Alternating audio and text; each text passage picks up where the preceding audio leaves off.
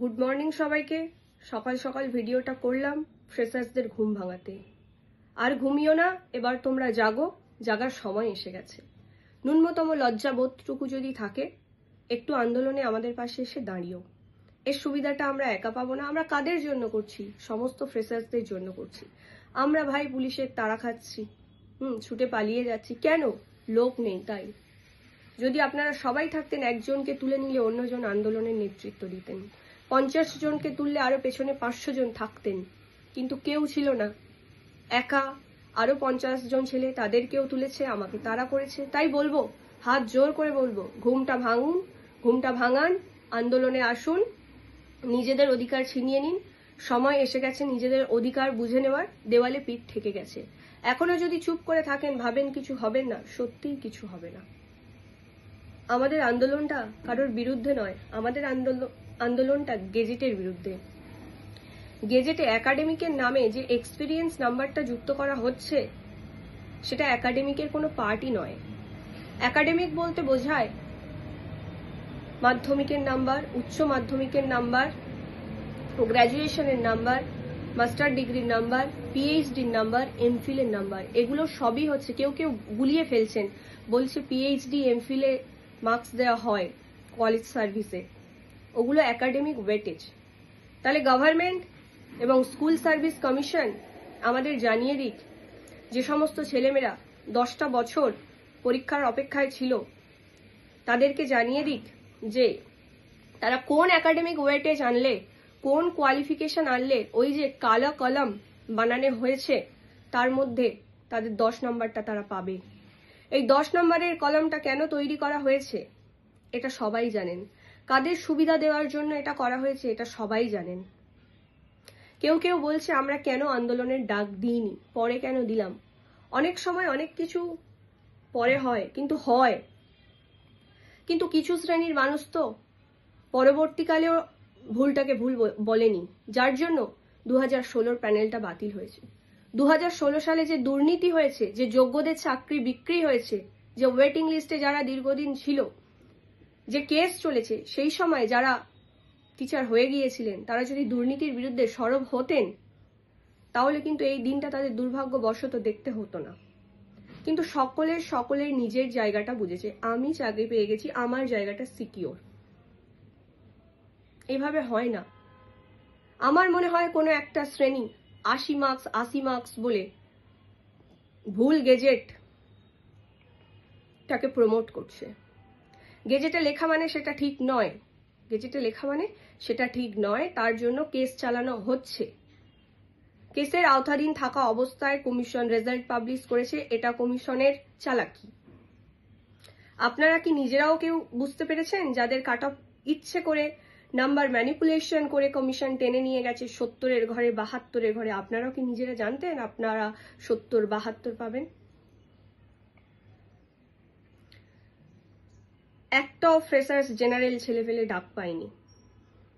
কিছু পেয়েছে SC, ST, EWS category থেকে। এটা ফ্রেশার্সরা ডিজার্ভ করে না। কোনো শ্রেণীর চাকরি চলে গেছে, তার দায়বদ্ধতা ফ্রেশার্সদের নয়। 10টা বছর পরীক্ষা হয়নি, পরীক্ষাটা ওপেন টু অল করা হয়েছে। তাই বারবার বলবেন না এটা যোগ্যদের, কারণ আপনারা জানেন না আপনাদের মধ্যে এখনো কারা যোগ্য, এখনো কারা অযোগ্য। কারণ আপনারা নিজেই বলেছেন যে কতগুলি অযোগ্য লিস্ট যে পাবলিশ হয়েছে, আপনারা নিজেই বলেছেন যে আরো অযোগ্য আছে। তাহলে সেই সমস্ত অযোগ্য ভুয়ো শিক্ষকরা এই 10 নম্বরের সুবিধাটা পাবে। আবার আপার প্রাইমারির গেজেটেও 5 মার্কসের এক্সপিরিয়েন্স নাম্বার দেওয়া হচ্ছে। তো গভর্নমেন্ট ভুল করছে, শিক্ষা দপ্তর ভুল লিখছে। যে রাজ্যে পরীক্ষা হয়নি 10টা বছর, এই আওয়াজ তো সব থেকে প্রথম শিক্ষকদের তোলা উচিত। যারা চাকরিরত, যারা চাকরির জন্য লড়ছেন, সবাইয়ের এই আওয়াজটা তোলা উচিত, নয়তো ভবিষ্যতে তাদের জেনারেশন এটা ভোগ করবে। যে রাজ্যে 10টা বছর পরীক্ষা হয়নি, শিক্ষকতার কোনো পরীক্ষা, সেই রাজ্যের ছেলেমেয়েরা শিক্ষকতার জন্য নাম্বারটা কিভাবে পাবে? এই পরীক্ষা যদি আবার 2 বছর পরে কন্ডাক্ট হয়, আবার বলে এক্সপিরিয়েন্সের নাম্বার, কিভাবে পাবো এক্সপিরিয়েন্সের নাম্বার? শিক্ষকতার এক্সপিরিয়েন্স যদি থাকতো, যদি আমরা শিক্ষকতাতে রানিং থাকতাম, তাহলে আমরা আবার কেন পরীক্ষা দেব? তাই নিজেদের লাভটা বুঝবেন না, ভুলটাকে ভুল বলতে শিখুন। কোনো শ্রেণীর হয়তো লাভ হচ্ছে, তাই ভুলটাকে ভুল বলছে না, তো কারোর বিরুদ্ধে লড়াই নয়, গেজেটের বিরুদ্ধে লড়াই, ভুলটাকে ভুল বলুন। কেউ বলছে বামফ্রন্ট সময়ে দেওয়া হয়েছিল, বামফ্রন্ট সময়ে দেওয়া হয়েছিল মানে সেটা ঠিক নয়। ইতিহাসে অনেক ঘটনা ঘটেছে, সতী দেওয়া হয়েছে, বাল্যবিবাহ হয়েছে, তার মানে সেটা ঠিক সেটা নয়। আর সেই ভুলটা যে চিরকাল চলে যাবে সেটাও নয়, তাহলে আজকের সতীদাহ প্রথা চলতো। ভুল ধীরে ধীরে পরিবর্তন হয়। তা এই যে গেজেটের মধ্যে যে এক্সপিরিয়েন্সের নাম, একাডেমিকের নাম নিয়ে যে এক্সপিরিয়েন্সের নাম্বার যুক্ত করা হচ্ছে, এটা সংবিধানের ধারাকে লঙ্ঘন করা হচ্ছে। 16 নম্বর ধারা, যেখানে বলা হচ্ছে রাষ্ট্রীয় কোনো পরীক্ষাতে ক্লাস তৈরি করা যাবে না, সকলের সমান অধিকার থাকবে আর সকলের সমান সুবিধা পাবে, ক্যাটেগরি হোল্ডার ছাড়া। যাদের ক্যাটেগরি আছে তাদের এক্সট্রা সুবিধা আছে, এটা আমরা সবাই জানি। একটা বাচ্চাও জানবে যে এরা পরীক্ষা দেয় না, এরা অভিজ্ঞতার নাম্বারটা পাবে কিভাবে। আপারেও সেই করে রেখেছে গেজেটে। তাই সকল ফ্রেশার্স বন্ধুদের বলবো, আন্দোলনে আসুন, আন্দোলনে যোগ দিন। সকলে আন্দোলনে নামছে, সকলের দাবি রয়েছে, সকলের দাবি গভর্নমেন্টকে জানাক, সকলের আন্দোলন করার অধিকার রয়েছে, তাদের দাবি জানানোর অধিকার রয়েছে। আপনারা অন্তত আপনাদের দাবিটা নিয়ে আসুন। কেউ কেউ বলছে 2016 সালে কোন ক্লাসে পড়তে মামনি? যে 2016 সালে ক্লাসে পড়তাম আজও পড়ে যাচ্ছি, চাকরি নেই, কোনো চাকরি নেই ওয়েস্ট বেঙ্গলে সেইভাবে। তা আমি বিএড করেছি, আমি তো আমার স্বপ্ন তো আমি ভেঙে দিতে পারি না। আমি শিক্ষিকা হওয়ার জন্য পড়াশোনা করেছি, তো সেই স্বপ্নের পেছনে তো ছুটতে হবে। আমি কেন, আমরা, আপনারা, আমরা, তাই। তবু কিছু মানুষ চাকরি করেছেন। আর এই যে বঞ্চিত ফ্রেশার্সরা দুর্নীতির দায়ে সরকারের কর্মের জন্য তারা আজও বঞ্চিত, এবং আজও যে এই পরীক্ষা নেওয়া হলো, যারা বলছে যোগ্যদের জন্য পরীক্ষা, তাদের এটা সুপ্রিম কোর্টে আওয়াজ তোলা উচিত ছিল যে পরীক্ষায় আমরা একারাই বসবো। এই পরীক্ষাটা হয়েছে এটা 2016 সালের প্যানেলকে রিক্রুট করার জন্য হয়নি। কেউ কেউ বলছে আমাদের সবাইকে চাকরি দিতে হবে। না, আপনারা যদি আপনাদের যোগ্যতা না প্রমাণ করতে পারেন, আপনারা চাকরি পাবেন না। আপনারা বরং অনেক ভালো জায়গায় ছিলেন, কিন্তু এই বাংলার যুব সমাজ যারা বিএড করে 10টা বছর 20টা বছর কোনো কাজকে ছোট করছি না, চা দোকান করেছে, ফুচকা দোকান করেছে, অনেক ছোটখাটো কাজ করছে, তারা সেগুলো ডিজার্ভ করে না। তারা শিক্ষক শিক্ষিকা হওয়ারই ডিজার্ভ করে। তাই সকলকে বলবো, আপনাদের স্বপ্ন পূরণ করতে আপনারা আন্দোলনে আসুন। আমাদের বাবা মা আছে, বলছে আমাদের বাবা মার কি হবে? আমাদেরও বাবা মা আছে, যে বাবা মা জমিটা বিক্রি করে বিয়েটা করিয়েছিল, গয়নাটা বিক্রি করে বিয়েটা করেছিল। তাদের সামনে বসে ভাত খেতে গেলে চোখের জল ঝরে যে তাদের জন্য সেইভাবে কিছু করে উঠতে পারিনি।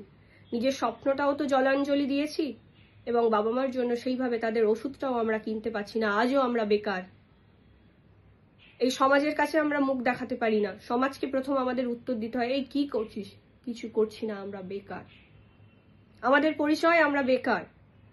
তা আন্দোলনে আসুন, নয়তো এই যে কালো রুলস আনা হয়েছে, গেজেটে যুক্ত করা হয়েছে, এটা যদি চিরদিনের জন্য থেকে যায়, তাহলে চিরজীবন আমাদের তো এক্সপিরিয়েন্স নেই, আমরা চিরজীবন এই চাকরিটা পাবো না।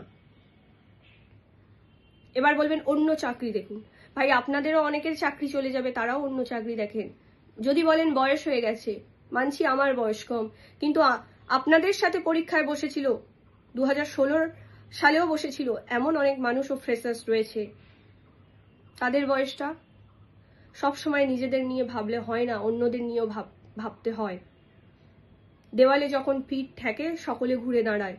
সকলের আন্দোলনকে সম্মান জানাই, সকলের আন্দোলনকে সাধুবাদ জানাই।